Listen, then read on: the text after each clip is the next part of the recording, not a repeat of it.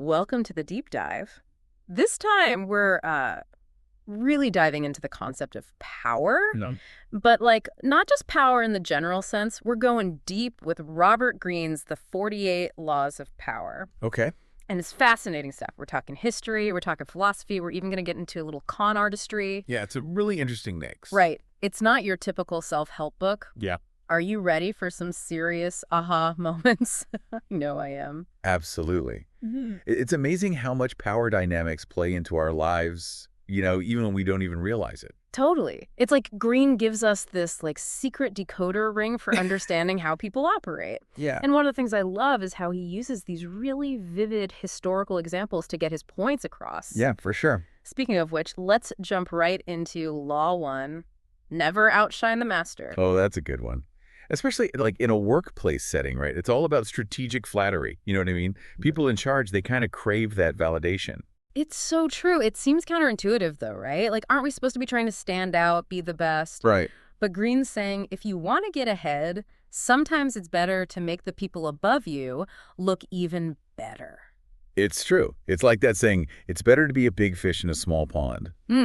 Sometimes it's better to be the smartest person in the room. Exactly. And it makes you think about all these historical figures in a whole new light. Take Galileo, for example. We think of him as this brilliant astronomer. Right. But he was also really good at navigating power. Yeah. Instead of just presenting his discoveries to the Medici family, he dedicated his whole work to them. Wow. Their name was basically attached to the cosmos. That's next level. Right. Talk about understanding power. It makes you wonder how many other scientific breakthroughs were actually power moves in disguise. Right. Okay, get ready for this one. Law 2. Embrace your enemies. Okay. Now, this seems completely counterintuitive. Shouldn't we be avoiding our enemies? Yeah, you would think so, right? But Greene, he says a visible enemy, someone everyone knows you're up against, can actually be an advantage. Because then you have someone to blame when things go wrong, a cause to rally around. Hidden enemies, those are the ones to worry about because you never know what they're really up to. So it's almost like having an enemy can be unifying. In a way, yeah. It's about strategy. Greene talks about Otto von Bismarck. Bismarck. Now, there was a guy who knew strategy. Right. He was the one who unified Germany, brought all those separate states together under Prussia. Right, right. And he knew that to do that, he needed a common enemy for everyone to rally against. He did, didn't he? He kind of orchestrated a conflict, if I remember correctly. He did. He used this whole dispute over territories in Denmark. Schleswig and Holstein, I think it was. Oh, right. Those duchies? Yeah, he used that as an excuse to basically start a war with Austria. Wow. And because he won, Prussia became the dominant power, which paved the way for a unified Germany. That's incredible. It's like he manipulated everyone into getting what he wanted. He played the long game. He was a master. Okay, on to Law 3. Actions speak louder than words. Now, this one seems pretty self-explanatory, right? You would think so, yeah. But knowing Greene, I bet he digs a little deeper. He always does. It's not just about, doing stuff instead of talking about it. It's about the impact your actions have, especially when you really need someone to trust you. Yeah. He tells this great story about, a wise vizier who gets framed for treason by one of his rivals. Ooh, intrigue. I love it. Tell me more. So this vizier, he could have just denied it, said it wasn't him. But instead, he asks for 10 days to, get his affairs in order. Okay. And during those 10 days, he comes up with this whole plan to expose the real traitor. And he presents it to the Sultan right before he's supposed to be executed. Wow, talk about a power move. Right. It was this really calculated act of bravery, and it proved his loyalty way more effectively than just words ever could. It's like he used those 10 days to build an airtight case. He let his actions do the talking for him. Exactly. It makes you think, how often do we waste time arguing when we could just be proving our point through our action? Oh, the time, probably. Okay, this one's a biggie, and I bet it ties into that last one. Law 4. Reputation is king. Ooh, yeah, that's a good one. I mean, in a world that's obsessed with image, your reputation is everything. Right. Greene says protecting it is crucial, but he also says that if you can damage your opponent's reputation, you've got a serious power move on your hands. Totally. And he uses P.T. Barnum as an example. P.T. Barnum, the circus guy. The one and only. So Barnum, He wanted to buy this museum, the American Museum, but he wasn't well known enough back then to just buy it outright. Okay, so what did he do? He targeted the museum's owner, a guy named Peel. And get this, he launched this whole smear campaign against him. No way. What did he do? He started sending letters to newspapers accusing Peel of like mismanaging the museum when it fell apart, all this stuff. He didn't. He did. And it worked. It caused this huge scandal, ruined Peel's reputation, and the museum's value plummeted.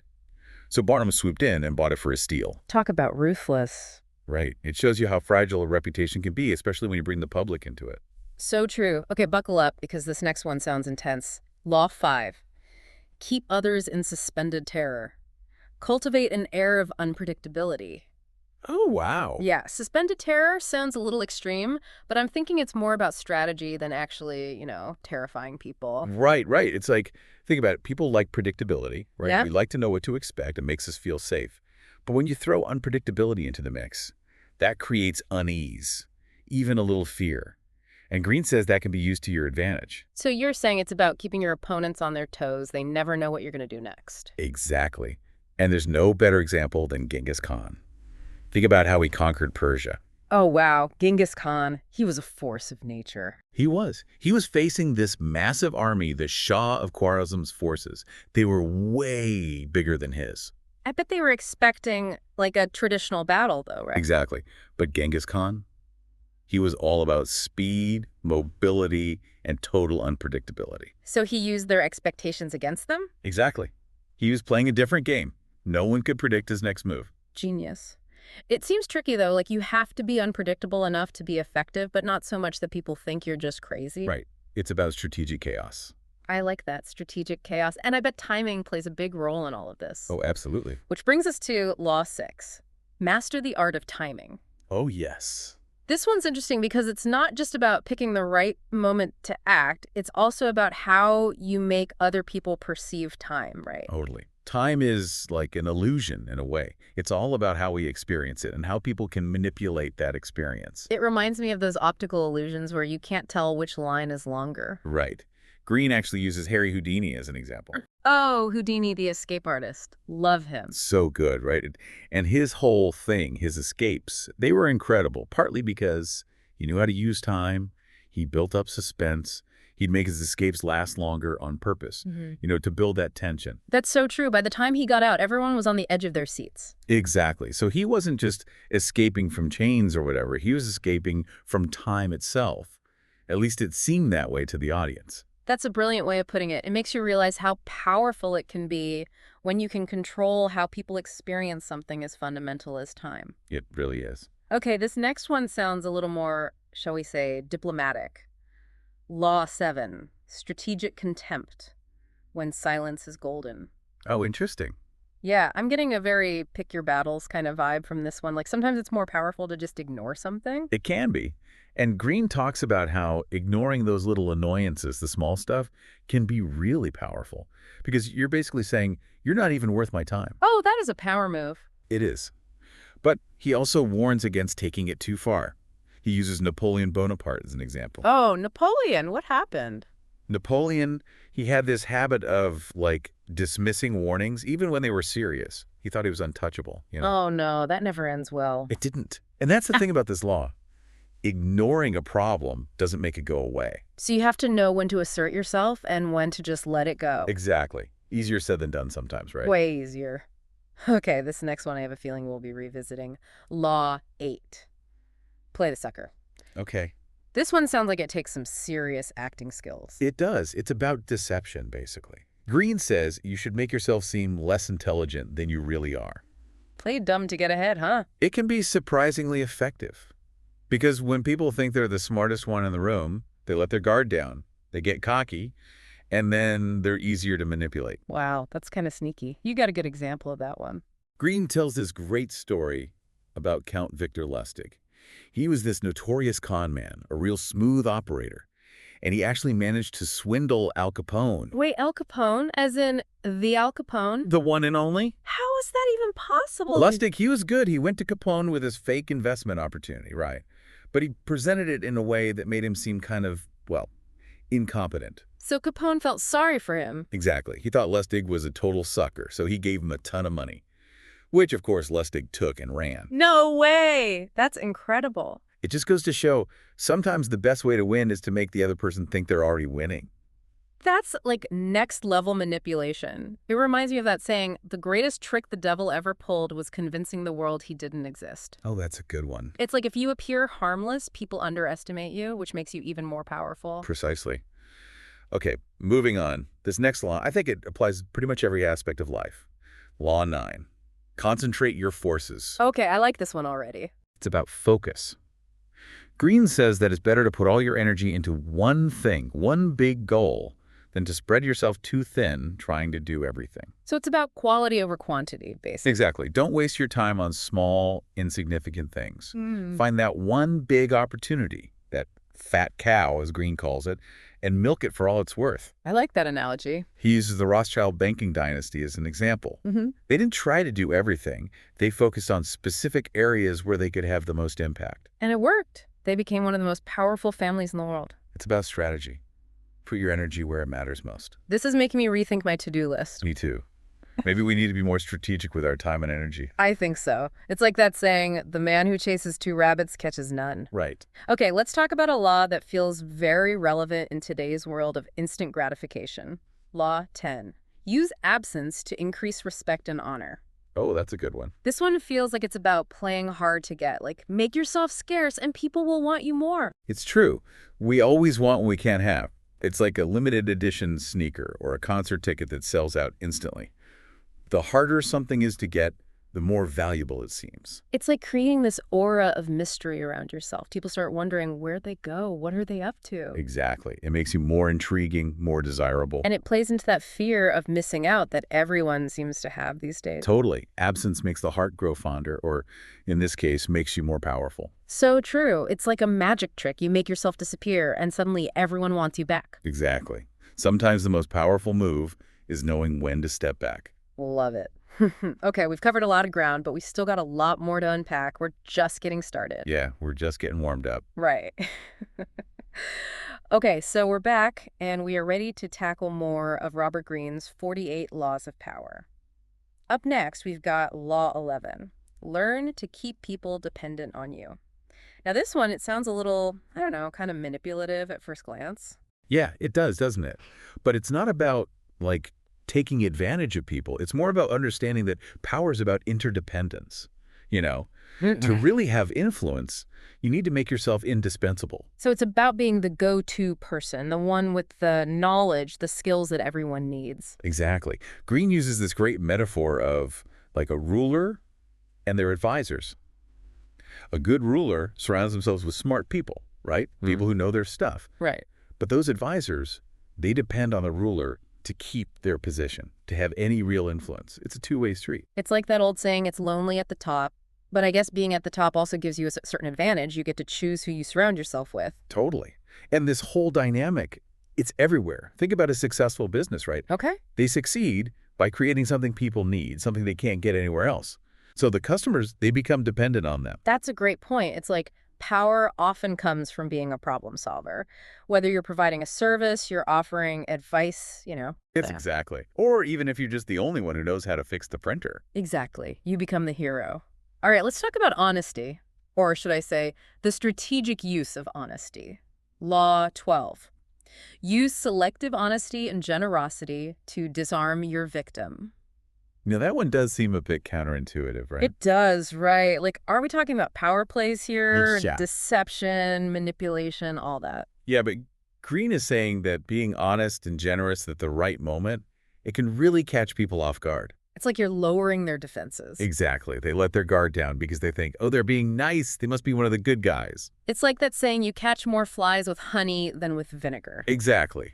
And, it kind of ties into that play the sucker law we talked about earlier. Oh, right. Because if you make yourself seem harmless, people underestimate you. Exactly. Ooh, it reminds me of those old spy movies, where the villain pretends to be the hero's friend, offers them a drink. And it's poisoned. Exactly. Classic move. Okay, onto a law that I think anyone in a leadership position should pay attention to. Law 13. When asking for help, appeal to people's self-interest never to their mercy or gratitude. Oh, that's a good one. Right. It's about understanding what motivates people. People are much more likely to help you if they get something out of it. Exactly. It's about framing. You have to make it a win-win situation. Greene talks about Benjamin Franklin. He was great at building alliances, getting people on his side. Oh, I love Benjamin Franklin. He was so clever. He was. And one of his strategies was actually to ask for favors, even small ones. Really? I would think that would make people less likely to help you in the long run. It seems counterintuitive, but it's all about psychology. Mm. You see, when we do someone a favor, even a tiny one, our brain tries to justify it. What do you mean? We start thinking, well, I must like this person if I'm doing them a favor, right? Even if we didn't really like them that much to begin with. Wow. So Franklin was basically planting these seeds of goodwill without people even realizing it. Exactly. It's brilliant. And a little bit manipulative, let's be honest. But it works. It really makes you realize how much our brains are working against us sometimes. Okay, let's dive into Law 14. Pose as a friend, work as a spy. Ooh, sneaky. Right. I'm getting some serious spy vibes from this one. It's all about information.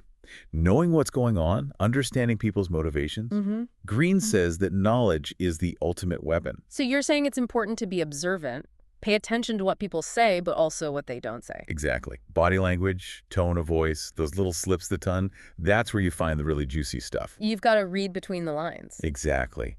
A great example of this is Joseph Fouché. He was the minister of police under Napoleon. Oh, wow. During the French Revolution. That was a crazy time. Right. And Fouché, he was a master spy. He had this whole network of informants. You know, he knew everything about everyone. He was like a walking, talking secret file. Exactly. He even kept tabs on Napoleon. No way. His own boss. He knew that power is a fickle thing, you know? Alliances change, people betray you. He had to be prepared for anything. Talk about a high-stakes game. It's like Game of Thrones in real life. Right. And it shows that you can never be too careful, even with people you think you trust. That's a good point. Okay, this next one sounds a little intense. Law 15. Crush your enemy. Totally. Oh, wow. Strong words. Right. That seems a little extreme, doesn't it? It does. But Greene's point is that when you're dealing with a real enemy, someone who wants what you have, you can't leave any room for them to come back and bite you. So you have to be ruthless. Sometimes, yes. It's about ending the threat once and for all.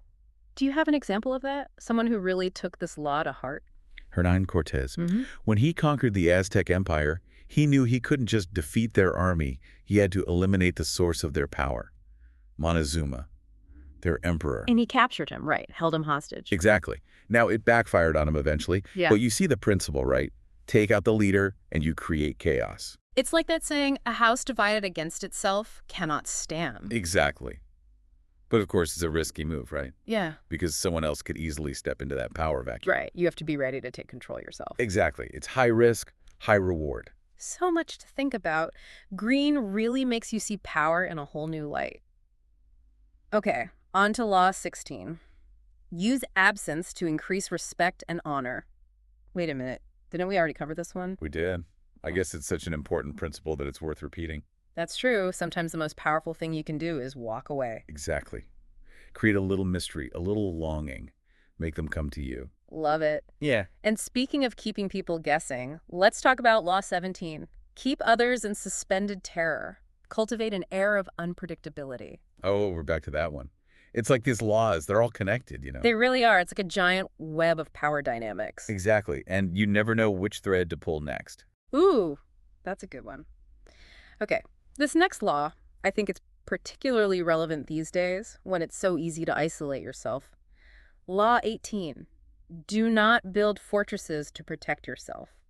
Isolation is dangerous. That's such a good point. It's like we're all walking around in our own little bubbles sometimes. Right. But Greene's saying that isolating yourself, building walls around yourself, it might feel safe, but it actually makes you more vulnerable. Exactly. Because you're cutting yourself off from information, from potential allies. You're basically making yourself an easy target. Right. Greene compares the world to this giant palace, like Versailles, where every room is connected. I love that. It's like you don't want to be holed up in one room. You want to be moving through the palace, making connections. Exactly. Building relationships, gathering information. You want to be the spider in the web, not the fly.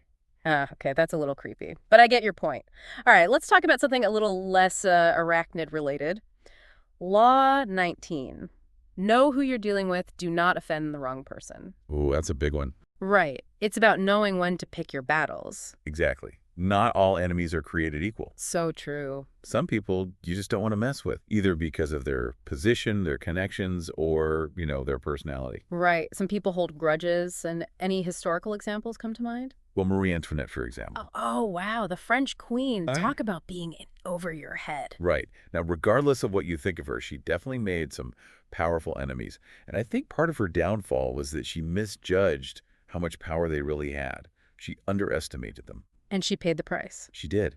It's a reminder that even those in power can be toppled if they're not careful. Okay, let's move on to a law that sounds very, shall we say, non-committal, Law 20. Do not commit to anyone. Oh, interesting. Right. It's about staying flexible, keeping your options open. Not getting tied down to any one person or cause too quickly. Exactly. Greene says that by not committing, you actually make yourself more desirable. People want what they can't have. It's that air of mystery again. Exactly. But doesn't that make you seem untrustworthy? Like, if you're not willing to commit to anyone, why should they commit to you? That's the balancing act, right? It's not about being a lone wolf. It's about being strategic. Choosing your alliances carefully, but not being afraid to walk away if you have to. So you're saying it's not about burning bridges, it's about making sure you always have an escape route. Exactly. You always have to be one step ahead. I like it. Okay, this next one sounds familiar. Law 21. Play a sucker to catch a sucker. Seem dumber than your mark. Oh, yeah, we've talked about this one. It's a classic. It is, right. But it's so effective. People let their guard down when they think they're smarter than you. It's like that saying, pride comes before the fall. Exactly. Greene tells that great story about Count Victor Lustig again. You know, the guy who swindled Al Capone? Oh, right, with that fake investment scheme. The one and only. It's amazing that Capone fell for it. He had a reputation for being so sharp. That's why it worked. He never suspected that someone like Lustig, who seemed so clueless, could actually be so cunning. His ego got in the way. Exactly. It's a good reminder that we all have blind spots. So true. Okay, on to Law 22. Use the surrender tactic. Transform weakness into power. Now, this one seems counterintuitive. It does, doesn't it? Like, isn't surrendering admitting defeat? It can be. But Greene's saying that sometimes surrendering, or at least appearing to surrender, can actually give you the upper hand. So it's a strategic retreat, like you live to fight another day? Exactly. A perfect example of this is Themistocles, the Athenian Oh, general. right. He was the one who fought the Persians at the Battle of Salamis, right? That's the one. Now, the Persians, they had a way bigger navy. Everyone thought the Athenians were doomed. But Themistocles, he had a plan, didn't he? He did. He lured the Persian fleet into this narrow strait, the Straits of Salamis. Where their numbers would work against them. Exactly. It was a trap. And it worked. The Athenian navy, they were smaller, faster, more maneuverable. They absolutely crushed the Persians. Wow, talk about turning the tables. So sometimes retreating is actually the smarter move. Exactly. It's about choosing your battles. Sometimes you need to take a step back to move 2 steps forward. Love it. Okay, on to Law 23. Concentrate your forces. Wait, haven't we talked about this one? We have, but it's such an important principle. Plus, Greene refers back to it a lot. That's true. It's easy to get sidetracked, Spread yourself too thin. It's that whole shiny object syndrome. We get distracted by the next best thing. Exactly. Focus is key. You have Yeah. to be intentional with your energy. Okay, I'm adding be more intentional to my to-do list right now. All right, what's next? Law 24. Play the perfect courtier. Ooh, this one sounds interesting. Right. This one feels like it's all about social intelligence, about knowing how to navigate those tricky social situations. Totally. It's like Greene saying that life is a stage and we're all just playing our parts. And the better you play your part, the more power you have. Exactly. It's about understanding those unspoken rules, the social cues, knowing when to speak up, when to be quiet, how to make people feel comfortable. It's like you need to be charming, but not threatening. Exactly. And this ties back to that law about never outshining the master. Sometimes the best way to get ahead is to make other people look good. It's all about playing the long game, building relationships, understanding that power is as much about who you know as what you know. Exactly. Okay, I am ready for a break. We are diving deep into these laws, and my brain needs a minute to process all this wisdom. We'll be back soon with the final part of our deep dive into the 48 laws of power. And we're back! Ready to dive into the final part of our deep dive with Robert Greene's The 48 Laws of Power. Absolutely. This book just keeps on giving, Yeah. It's amazing how relevant it still is. Right. Like these laws, they're like timeless strategies for understanding human nature. Totally. Okay, so let's pick up where we left off with Law 25. Recreate yourself. This one sounds kind of deep. Like, are we talking about a whole identity makeover? In a way, yeah. Mm-hmm. Greene's point is that change is constant, right? And to stay ahead of the game, you need to be willing to adapt, to reinvent yourself when necessary. He uses the example of a snake shedding its skin. Okay, I get that. Like, you gotta let go of the old to make room for the new. Exactly. It's about recognizing when it's time to evolve, to step into a new version of yourself. It makes me think of, like, celebrities who reinvent their image, you know? Like, they're known for one thing, but then they completely change their look, their sound, everything. It's a classic power move. And Greene uses a great historical example, Augustus, the first Roman emperor. Oh, wow. Augustus. He wasn't always Augustus, though, was he? He was Octavian, right? Exactly. He was Caesar's grandnephew, right? Right. And when Caesar was assassinated, Octavian, he was just a young guy. No one really knew who he was. He had big shoes to fill. He did. But he was smart. He knew he couldn't just step into Caesar's role and expect everyone to accept him. So he reinvented himself. He changed his name. He cultivated this image of like piety and respect for tradition. Yeah, he played the game. Exactly. He knew the perception is everything. It's like that saying, fake it till you make it. But in this case, he faked it until he became it. Exactly. Okay, on to a law that I think we could all use a little more of in our lives. Law 26, keep your hands clean. Ooh, this sounds like it's about maintaining a good reputation. It is, but it's also about like strategic delegation, you know. Sometimes to hold on to power, you need to distance yourself from the messy stuff. So it's about having other people do your dirty work. In a way, yeah. Greene uses Cesare Borgia as an example. He was this ruthless Italian ruler during the Renaissance, and he had this enforcer, Ramiro di Orio. Okay, I'm sensing a good cop, bad cop dynamic here. Exactly. Borgia got to be the charming diplomat, while di Orio took care of the less savory stuff. Smart. Keep your hands clean, literally. Right. It's about protecting your image, because once your reputation is tarnished, it can be really hard to recover. Truer words have never been spoken. Okay, ready for this one. Law 27. Play on people's need to believe to create a following. Okay, this one sounds interesting. It's about understanding that people crave something to believe in, a cause, a leader, an idea. So you're saying it's about tapping into that need, that desire for something bigger than themselves. Exactly. And Greene uses a really powerful, albeit disturbing example, Adolf Hitler. Oh, wow. Okay, yeah. Hitler was a master manipulator. He understood how to exploit people's fears and desires. Right. He rose to power during a time of crisis in Germany. People were desperate for a solution, and Hitler, he gave them someone to blame, and he offered them a vision of a better future. It's scary how effective that can be, you know? It is. And it shows that the power of belief can be used for good or for evil. That's a good point. We have to be careful about what we choose to believe in and who we choose to follow. Absolutely. Critical thinking is more important than ever these days. Okay, on to Law 28. Enter action with boldness. Now, this one sounds right up my alley. Oh, yeah. You're all about action. I am. I'm a doer. But seriously, this law really resonates with me. It's about understanding that hesitation, it breeds doubt. But when you're bold, when you're decisive, it inspires confidence. It's like that old saying, fortune favors the bold. Exactly. Greene actually uses Joan of Arc as an example. Talk about bold. Right. A young woman leading an army in a man's world. She had to be incredibly brave. And she was. She was convinced of her mission, and her conviction inspired others to follow her. It's a good reminder that true leadership isn't about your title or your position. It's about inspiring others to action. Okay, let's talk about planning. Law 29. Plan all the way to the end. This one seems pretty self-explanatory, right? It does, but Greene always digs a little deeper. He's saying that most people, they plan for the short term, they see the immediate goal, but they don't think about all the things that could go wrong along the way. So you're saying it's not enough to just have a plan A, Yeah. you need a plan B, C, and D. Exactly. Anticipate the obstacles and have a strategy for overcoming them. He uses Ferdinand and Isabella, the Yep. Spanish monarchs, as an example. They were the ones who united Spain, right? Right. And they funded Columbus's voyages. They were all about playing the long game. Uniting Spain, it didn't happen overnight. It took decades of planning, strategizing, making alliances, and fighting wars. Wow.